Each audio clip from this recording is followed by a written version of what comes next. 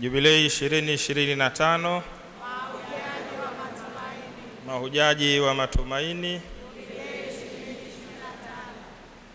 Mwashamu sana Baba Askofu Mkuu Yuda Tadeus Ruwaichi, Askofu Mkuu wa Jimbo Kuu la Dar es Salaam, Mheshimiwa Baba Paroko Padri Wigira, Mheshimiwa mapadri wenzangu, kamati tendaji ya walei parokia, namna pekee watawa na vijana wetu ambao mmeimarishwa leo kwa mapaji maridhawa ya Roho Mtakatifu, wazazi, wasimamizi, nanyi waamini wote, herini kwa sherehe ya Pentekoste.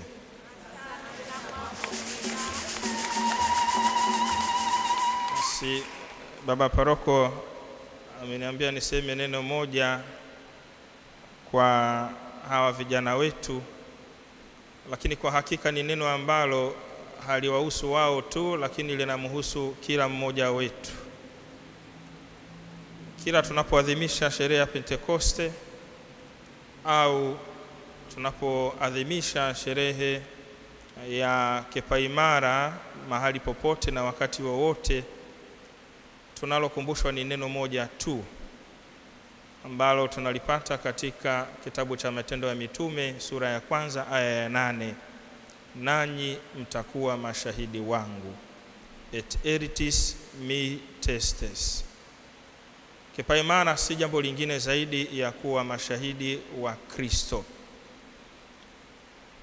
Hivyo tunapoadhimisha Pentekoste na tunapoadhimisha sherehe maadhimisho yoyote ya kipaimara, Mama Kanisa anatukumbusha wajibu wetu huo wa kuwa mashahidi wa Kristo, mashahidi wa imani yetu.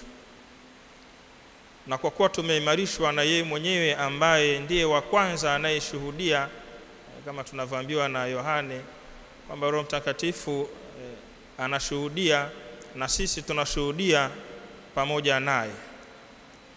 Na ndio sababu ya ile sentensi ya kwanza kabisa ambayo tumeanza nayo kwenye somo la pili: hawezi mtu kusema Yesu ni Bwana isipokuwa katika Roho Mtakatifu. Kushuhudia hatujipeleki wenyewe, ila tunawezeshwa na huyo Roho Mtakatifu.